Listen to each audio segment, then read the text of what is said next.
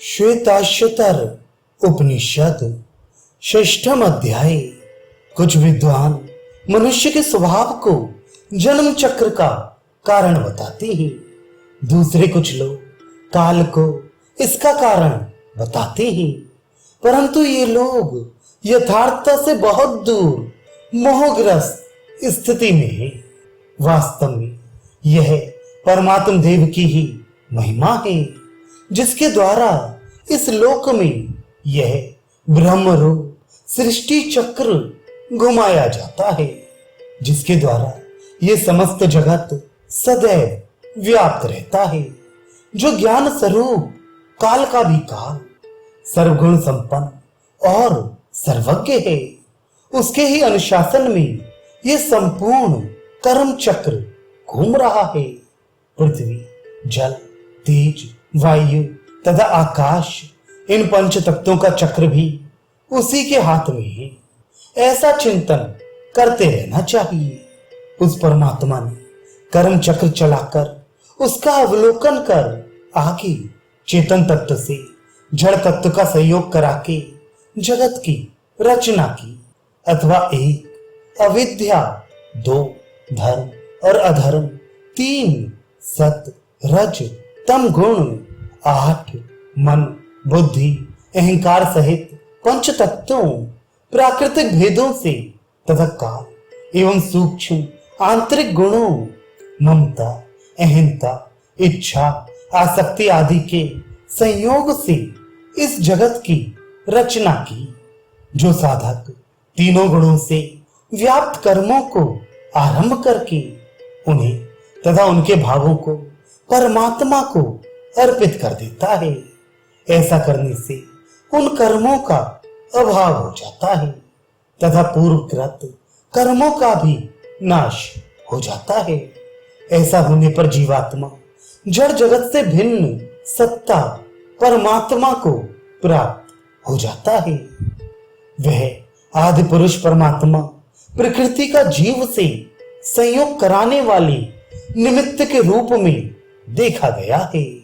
ये तीनों कालों तथा 16 कलाओं से परे है। अपने अंतःकरण में अधिष्ठित उस सर्वरूप और संसार रूप में प्रकट तथा स्तुत्य पुरातन परमात्म देव की उपासना करनी चाहिए, जिससे यह जगत प्रपंच में प्रवृत्त होता है। वह परमात्मा जगत वृक्ष चक्र काल तथा आकार से परे तथा उससे भिन्न है। धर्म के विस्तारक, पाप का नाश करने वाले उस ऐश्वर्य के स्वामी को जानकर साधक आत्मा में स्थित उस विश्व आधार विराट परमात्मा तथा उसके अमृत स्वरूप को प्राप्त हो जाता है। प्रभुता संपन्नों के भी परम महेश्वर, देवताओं के परम देव, पालकों के भी परम पति, अव्यक्त प्रकृति आदि से भी परे, संपूर्ण लोक ब्रह्मांड के अधिपति, स्तुति करने योग्य वह परमात्म देव सबसे परे है। ऐसे परमात्म देव को हम जानते हैं। उस निराकार परमेश्वर के शरीर और इंद्रियां नहीं है, उसके समान और उससे बड़ा भी कोई नहीं है। उसकी पराशक्ति अदृश्य दिव्य शक्ति विविध प्रकार की सुनी जाती है, और वह स्वभावजन्य ज्ञान क्रिया अर्थात संपूर्ण विषयों के ज्ञान की प्रवृत्ति और बल क्रिया अर्थात अपने प्रभाव से सबको अभिभूत करने की शक्ति वाला है। इस जगत में कोई उसका स्वामी नहीं है, उसका कोई शासक नहीं है एवं उसका कोई लिंग भी नहीं है। वह सबका कारण है और इंद्रियों के अधिष्ठाता, जीवों का अधिपति है।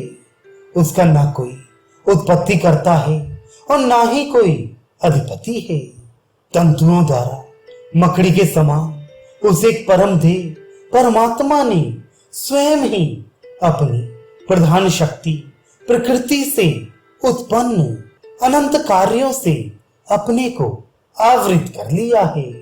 वह परमात्मा हमें अपने ब्रह्म स्वरूप से एकत्व प्रदान करे। संपूर्ण प्राणियों में वह एक देव परमात्मा स्थित है। वह सर्वव्यापक संपूर्ण प्राणियों की अंतरात्मा, सबके कर्मों का अधीश्वर, सब प्राणियों में बसा हुआ, सबके अंदर विद्यमान, सबका साक्षी, पूर्ण चैतन्य, विशुद्ध रूप और निर्गुण रूप है। जो अद्वितीय परमात्मा सबका अधीश्वर है, जो बहुत से निष्क्रिय जीवों के एक बीज को अनेक रूपों में परिणित कर देता है। उस हृदय गुहा में अवस्थित परमेश्वर को जो धीर पुरुष अनुभूति जन्य दृष्टि से देखते हैं, उन्हीं को शाश्वत सुख प्राप्त होता है, दूसरों को नहीं। जो परमेश्वर नित्यों में नित्य, चेतनों में चेतन है और एक अकेला ही संपूर्ण प्राणियों को उनके कर्मों का भोग प्रदान करता है, उस सांख्य एवं ज्ञान योग एवं कर्म योग द्वारा अनुभूति गम में सबके कारण रूप देव परमात्मा को जो साधक जान लेता है, वह संपूर्ण बंधनों से मुक्त हो जाता है। वहां ना तो सूर्य प्रकाशित होता है, न चंद्रमा अथवा तारों का समूह, न यह बिजलियां ही प्रकाशित होती हैं। तो यह अग्नि कैसे प्रकाशित हो सकती है? उस परमात्मा के प्रकाशित विद्यमान होने से ही सूर्य आदि सभी प्रकाशित होती हैं। उसके प्रकाश से ही यह संपूर्ण ब्रह्मांड प्रकाशित है। इस लोक के मध्य में एक ही हंस परमात्मा है। वह जल में सन्निहित अग्नि के समान अगोचर है। उसे जानकर साधक मृत्यु रूप बंधनों को पार कर जाता है। इससे भिन्न मोक्ष प्राप्ति का दूसरा मार्ग नहीं है।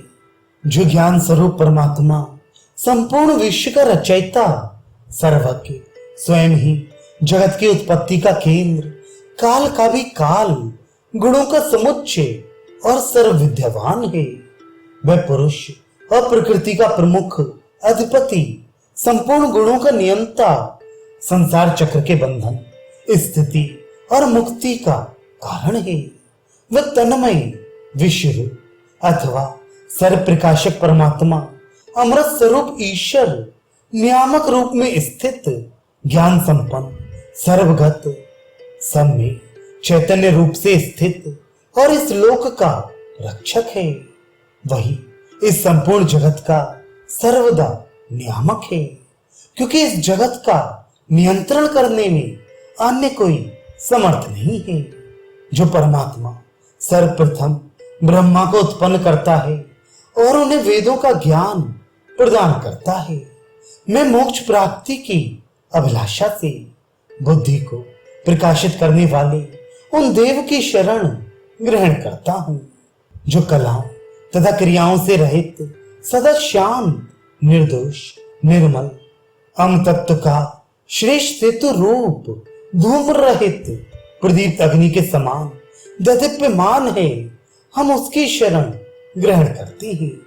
जब मनुष्यगण आकाश को चमड़े की भांति लपेट सकेंगे, जबकि यह असंभव है, तब उस देव परमात्मा को जाने बिना भी दुखों का अंत हो सकेगा।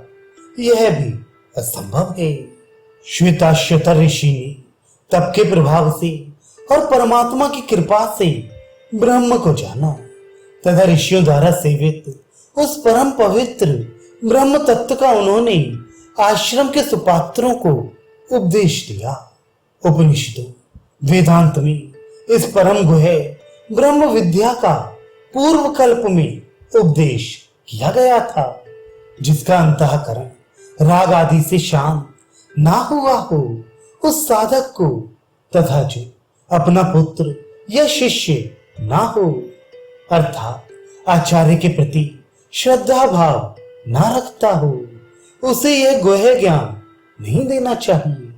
जिस साधक की परमात्मा में अत्यंत भक्ति है तथा जैसी परमात्मा में है वैसी ही गुरु में भी है, उस महान आत्मा के हृदय में ही ये बताए गए गुण ज्ञान प्रकाशित होती हैं।